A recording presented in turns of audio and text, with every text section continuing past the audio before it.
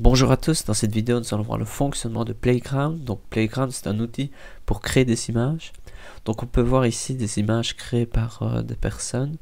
On voit qu'il y a moyen de faire des choses très intéressantes.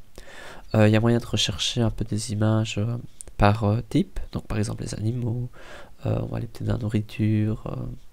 Donc il y a moyen de chercher voilà, un peu des images créées par d'autres personnes. Et vous pouvez cliquer sur la barre de recherche si voilà, vous cherchez quelque chose de particulier. Et lorsqu'il y a une image qui vous intéresse, donc par exemple, moi je vais cliquer ici, on peut voir premièrement l'image, on peut la télécharger, et ce qui est intéressant, c'est qu'on peut voir ce que la personne qui a généré l'image, ici, a inséré comme description pour obtenir cette image. Donc attend une description, on pourrait dire positive, donc c'est tout ce que la personne souhaite avoir dans l'image, mais aussi une description négative, donc tout ce que la personne ne veut pas voir dans l'image. Donc ça c'est deux choses importantes. Sur Playground, on peut demander des éléments et on peut demander de ne pas voir certains éléments. Par exemple, on pourrait dire, moi je ne veux pas voir un chat, et donc il n'y aura pas de chat. Donc on peut voir que la personne, elle a écrit une description quand même étoffée. Et donc pour avoir vraiment un résultat correct, ou du moins qui soit en adéquation avec ce que vous attendez, il est important d'avoir une description vraiment détaillée, et vous pouvez vous inspirer de la description de cette personne-là, et vous pouvez par exemple copier sa description, modifier à votre sauce. Donc une première manière d'aborder l'outil, c'est de chercher une image et ensuite de la télécharger. Donc ça c'est une première manière. Une deuxième manière, c'est de cliquer sur créer. Et donc là, vous allez pouvoir créer vous-même une image. Donc faire un peu le même rôle que la personne dont vous avez vu les résultats. Donc la première chose, c'est le filtre. Donc ici, le filtre va impacter le résultat final. Par exemple, on voit ici déjà un premier aperçu. Si vous utilisez Playtoon, ce sera un peu plus cartoonesque. Ensuite, vous pouvez choisir une description, donc ça c'est indispensable pour le résultat, et commencer par exemple par l'objet principal, et l'idéal pour qu'il comprenne vraiment ce que vous souhaitez. Donc par exemple, moi je pourrais mettre, donc une chose importante c'est que c'est en anglais, et donc c'est quand même préférable d'écrire en anglais, et si vous avez du mal, vous pouvez par exemple utiliser type L, vous écrivez en français, ou, voilà, et ensuite vous traduisez quoi. Ça c'est une possibilité. Et donc vous écrivez votre description. Donc moi je vais mettre par exemple baobab, donc l'arbre baobab. Donc un exemple, voilà, il faut rajouter plus que ça, sinon vous allez avoir un bête baobab. Ensuite vous pouvez choisir des choses à exclure. Pour exclure des éléments, vous pouvez cliquer ceci. Moi je vais par exemple mettre 4, un chat. Mais voilà, à vous de me faire une description plus élaborée. Ensuite vous pouvez insérer une image dont l'outil va pouvoir s'inspirer pour créer le vôtre. Donc ça peut être vraiment très utile d'insérer une image pour servir de source d'inspiration. Ensuite, vous pouvez cliquer ici et vous pouvez tester ces différents éléments. Les 3 premiers sont gratuits, le 4e il est payant. Donc dans la version payante, parce que c'est un outil gratuit et vous pouvez aller jusqu'à 1000 images par jour. On va voir ça ensemble par après.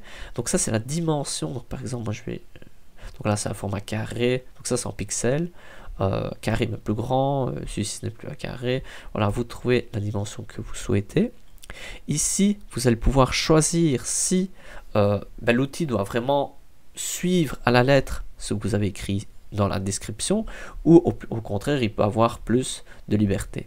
Ici c'est la qualité que vous allez pouvoir modifier. Faites attention que si vous augmentez la qualité, le nombre d'images gratuites est limité. Donc si vous restez à cette qualité de 50 qui est déjà très bien, vous avez voilà un nombre d'images pratiquement limité. Et ensuite vous pouvez choisir le nombre d'images qu'il va vous proposer. Donc moi je vais mettre 2 ici pour l'exemple. Et voilà, donc ici c'est pour si vous voulez que votre image soit privée, que personne d'autre puisse la voir.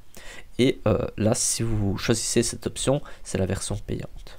Et ensuite lorsque vous êtes OK, vous cliquez sur générer et là il va y avoir la création de vos images. On voit ici 2 propositions. Si on a une qui vous plaît, voilà, moi je préfère celle-ci personnellement, je peux mettre un petit emoji pour indiquer, mais je peux aussi créer une variation de celle-ci. Donc demander à l'outil qui fasse une variation, simplement la télécharger si j'aime bien, ou la modifier en remodifiant les éléments. cet aspect de modification, vous pouvez le faire aussi avec les images qu'on avait vues au début, qui viennent, voilà, vous pouvez changer les images créées par d'autres, et là, rajouter d'autres éléments pour avoir vraiment le résultat souhaité. Vous pouvez ajouter un masque, et donc voilà, à vous de voir, de modifier comme bon vous semble, et voilà, en essayant. Donc voilà, moi je vous conseille de ne pas vous contenter de la première image, sauf si vous êtes vraiment content, et vous pouvez essayer de modifier, de voilà, vraiment, voilà, en essai-erreur, à la fin, vous pouvez obtenir ce que vous souhaitez. Donc en changeant la description, en changeant tant la description positive que négative, que rajouter des masques ou demander des variations. Voilà, si vous demandez plusieurs options, parfois, voilà, vous allez vraiment pouvoir obtenir ce que vous souhaitez ou même quelque chose de mieux. Donc pourquoi utiliser Playground? Premièrement, ici, si on regarde ici, les prix, c'est un outil qui permet de créer 1000 images par jour. Donc avec la limite de qualité comme on a vu, mais ça reste très bon comme ça, et vous pouvez les utiliser de manière commerciale. Vous allez pouvoir faire de la pression à la demande, vous allez pouvoir voilà, faire pas mal de choses, ou l'utiliser pour les réseaux sociaux. C'est quelque chose qui va vite, vous pouvez voilà, cliquer créer, vous donnez une description, hop, c'est créé. Donc ça c'est un très grand avantage. Il existe des options payantes comme on avait fait avec Daily, ou si vous voulez voilà, avoir certains avantages, et c'est une option. Et enfin voilà, c'est un outil facile et de qualité. Donc voilà, j'espère que cette vidéo vous a plu, et à bientôt pour une prochaine vidéo.